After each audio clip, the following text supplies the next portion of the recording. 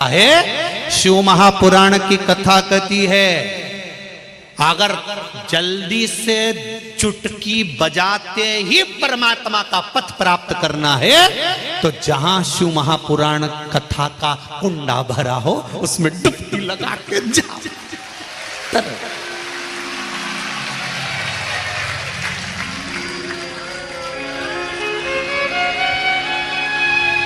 कुंड भरा हुआ है।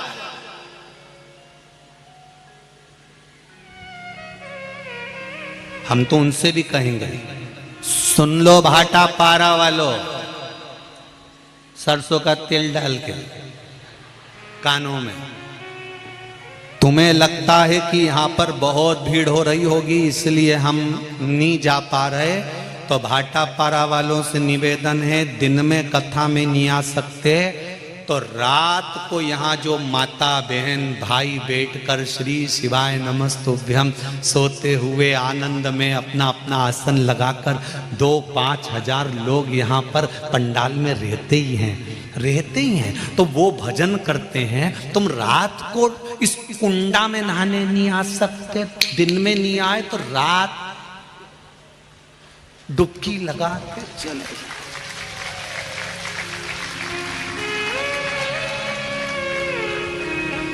इतने सारे शंकर के भक्तों की चरण की रज भाटापारा के इतिहास में कभी नहीं मिली होगी और ना आगे मिलने वाली।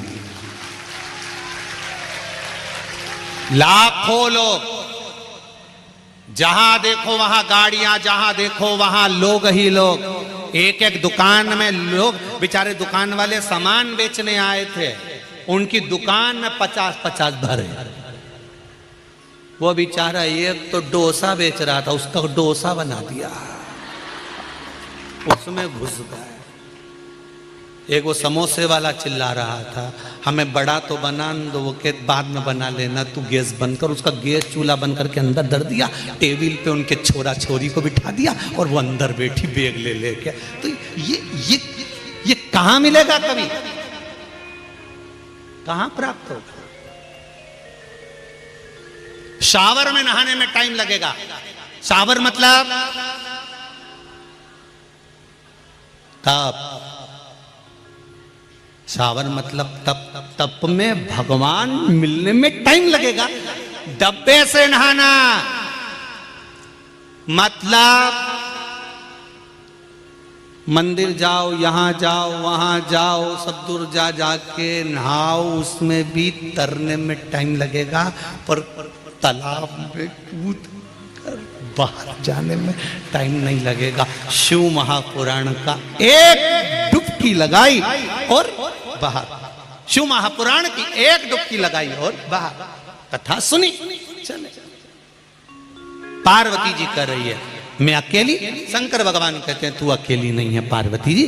पार्वती, जहां मनुष्य का जन्म होता है, मानव का शरीर मिलता है, मनुष्य जब पैदा होता है, जब वो 3.5 करोड़ रोम छिद्र मनुष्य के शरीर में होते हैं, 21,600 श्वास मनुष्य के शरीर से रोज निकलती है। मानव जब जन्म लेता है, शंकर भगवान कहते हैं वो अकेला नहीं आता। शिव कह रहे हैं कि उसके साथ में शंकर का विश्वास प्रकट होकर जन्म लेता है। अगर मनुष्य सोचता है कि मैं अकेला हूं तो वो समझ नहीं पाता कि भगवान उसके साथ है।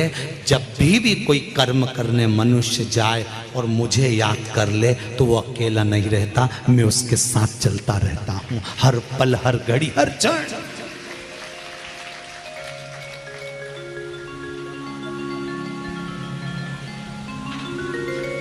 क्षण भी व्यर्थ नहीं जाने देता।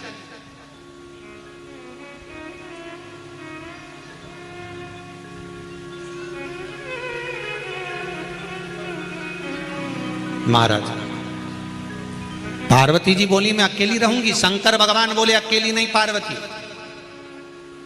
अकेली नहीं हो। आप भी सुन लेना जरा अच्छे से।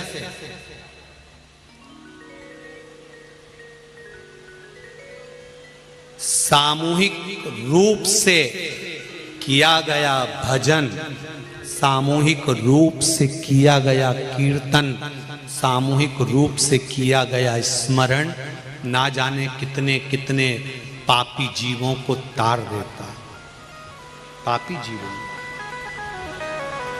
तार देता।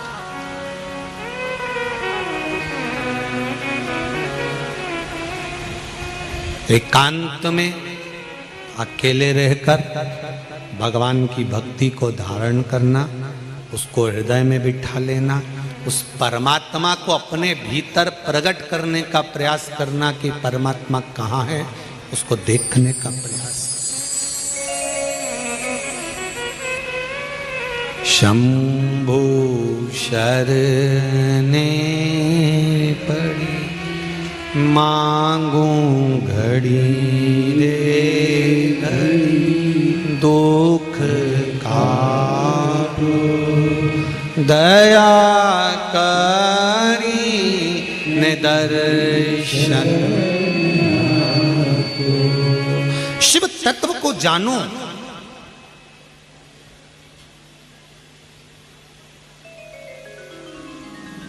शंकर भगवान को पहचानने का एक दृष्टि, एक नयन, एक नेत्र चाहिए।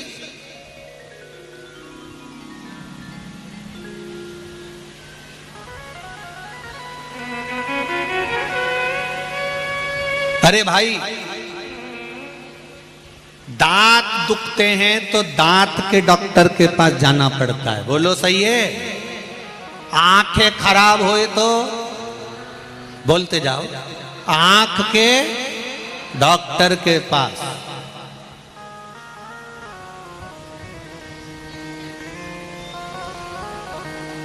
हार्ट खराब हो जाए तो हार्ट के डॉक्टर के पास, और मन खराब हो जाए तो शिव महापुराण रूपी डॉक्टर के पास पहुंच जाना चाहिए, शंकर के। फिर निवेदन करूंगा मेरी जीजियों से, मेरी माताओं से, जब तुम्हारा ये मन तुम्हें लगे कि मेरा काम नहीं चल रहा, व्यापार नहीं चल रहा, धंधा नहीं चल रहा, नौकरी नहीं चल रही, दूसरों की निंदा मत करो, ईर्ष्या मत करो, अपशब्द मत बोलो, ताने मत दो, गालियां मत दो, आड़ा टेढ़ा मत बोलो। जब तुमको लगे कि मेरा व्यापार नहीं चल रहा, मेरा काम नहीं चल रहा, मैं सब जगह से हार चुका हूं, तब अंत में किसी से कुछ नहीं कहना। जो तुम्हारे नजदीक में शंकर जी का मंदिर हो, उस मंदिर में थोड़ी देर जाकर शंकर भगवान के शिवलिंग का दर्शन करो, नंदी की पीठ पर हाथ रखकर उसके कानों में कह कर आ जाना, बाबा से कह दे मेरे दुख काट दे, बहुत दुखी हूं मैं, एक बार तो के नंदी मेरे दुख को काट दे, उसके कानों में कह कर आ जाओ। अब दिल से कहो तो उसको।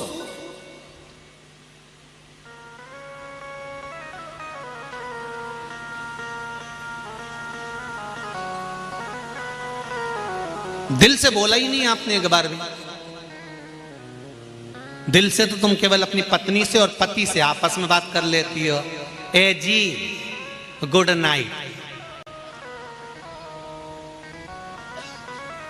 इतने दिल से तुम कभी देवाधिदेव महादेव से बोली हो, भोला, ए भोला, ए भोला। इतने में तो पति चिल्ला के बोलेगा, सो रही, काय को चिल्ला रही?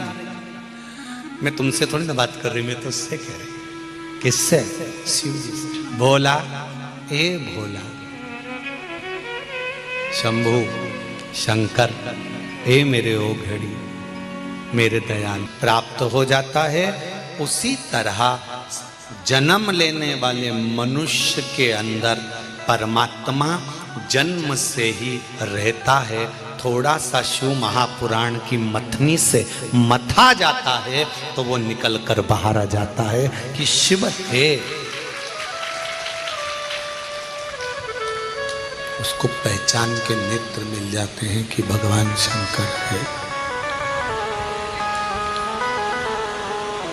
भगवान शिव है, ये पहचान के नेत्र प्राप्त हो जाते हैं। ये पहचान प्राप्त हो जाती है कि भगवान शंकर है। अच्छा, पहले भी आप लोग शंकर जी के मंदिर जाते थे, बोलो सही है कि गलत है?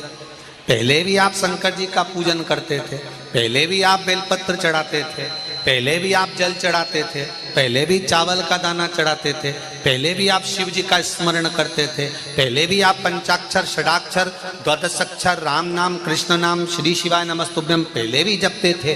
पर अब ऐसा क्या है कि हम पशुपति व्रत करते हैं, हम एक लोटा जल चढ़ाते हैं, हम बेलपत्र चढ़ाते हैं और बाबा हमारी सुन लेता है। उसका कारण क्या है? दूध में घी पहले से था, बस थोड़ा सा शिव महापुराण ने मथ दिया, तुम्हारे भीतर विश्वास और ज्यादा जाग गया। अब भगवान को प्रकट होने में देरी नहीं लगती, तुरंत प्रकट हो जाए। उसके प्रकट होने में देरी नहीं लगती, तुरंत हो जाए।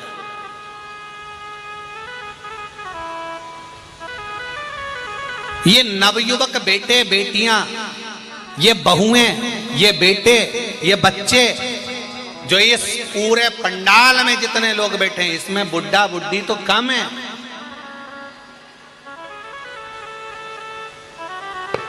सत्तर, 75, 80, 90 और 100 साल वाले तो यहां कम है। यहां आपको मिलेंगे तो 60 के नीचे के ढेर लगे हुए हैं, जहां देखो। अब ये लोग कहते हैं नवयुवक लोग तो टाकीज में बैठे मिलते हैं, मॉल में बैठे मिलते हैं।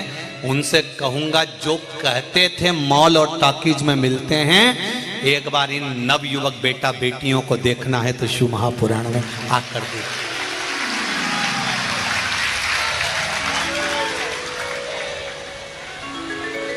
बदला है मेरा राष्ट्र।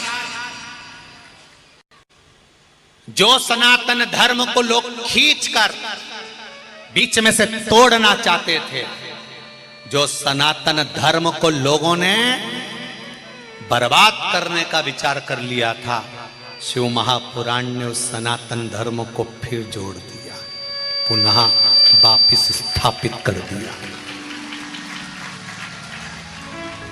कितनी खुशी होती होगी, जरा देखिए।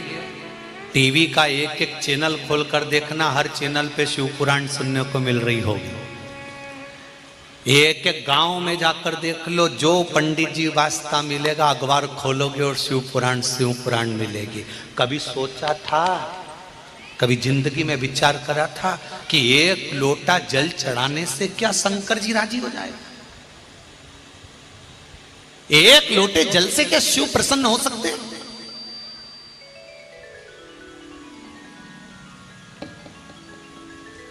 हम उसके दरवाजे पर जा रहे हैं और वह हमारी सुन रहा है।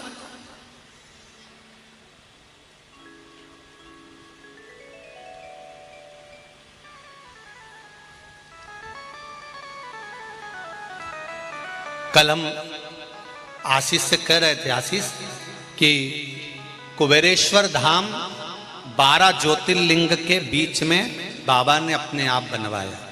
तो हमने आशीष से कहा, आशीष एक बात तो है, कुबेरेश्वर धाम की कुछ भूमि की महत्वता तो है, जहाँ का कंकर शंकर है, जहाँ लोग जाते हैं दिल से कहते हैं और लोग का मन आनंद में भर जाता है। हर जगह से 1% तो बढ़कर कुबेरेश्वर धाम का फल है। जब हम बैठे बैठे अंदाजा लगा रहे थे तो किसी भाई ने भेजा नेट पे सर्च कर कि कुबेरेश्वर धाम से उज्जैन की दूरी, कुबेरेश्वर धाम से ओमकारेश्वर की दूरी, कुबेरेश्वर धाम से काशी की दूरी एक बढ़कर ही मिली। कुबेरेश्वर धाम से उज्जैन जाओ तो 151 किलोमीटर है, कुबेरेश्वर धाम से ओमकारेश्वर जाओ तो 211 किलोमीटर है, कुबेरेश्वर धाम से काशी जाओ तो 821 किलोमीटर है। जिस 12 ज्योतिर्लिंग में कुबेरेश्वर धाम से हम खड़े होकर माप निकालते हैं तो 0 नहीं आता है, एक बढ़कर ही आता है। या तो 151 मिलेगा, 121 मिलेगा, 111 मिलेगा, 151 मिलेगा, पर जीरो नहीं आता। कुबेरेश्वर धाम से जहां जा रहे हैं 12 ज्योतिर्लिंग पर, वहां एक बढ़कर मिलता, एक बढ़ जाएगा।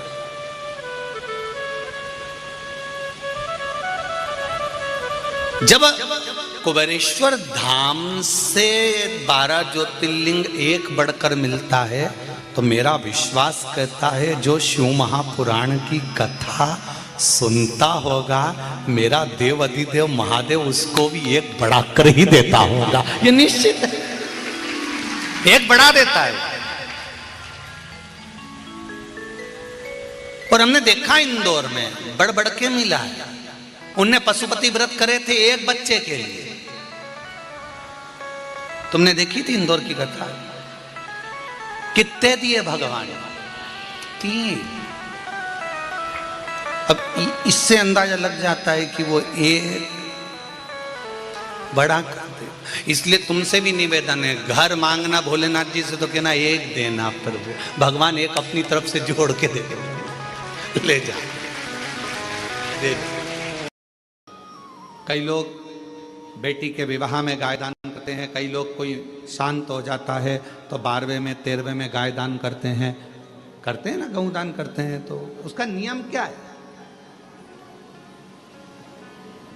गौदान का नियम होता है कि गाय को अगर दादा परदादा के लिए दान कर रहे हो, वो चले गए, शांत हो गए, उनके 12वें में, उनके 13वें में, उनके 1 महीने के बाद अगर आप दान कर रहे हो, 12वें 13वें में दे रहे हो, या कन्यादान बेटी का कर रहे हो उसमें गौदान कर रहे हो, या तुम्हारा मन हुआ का गौदान करना है हमारे पूर्वजों, तो पहले उस गाय बछड़े को अपने घर में रखकर उसकी सेवा करना पड़ेगी 1 रात्रि 2 रात्रि, उसके बाद गौदान करो। पहले उसकी सेवा तो करो।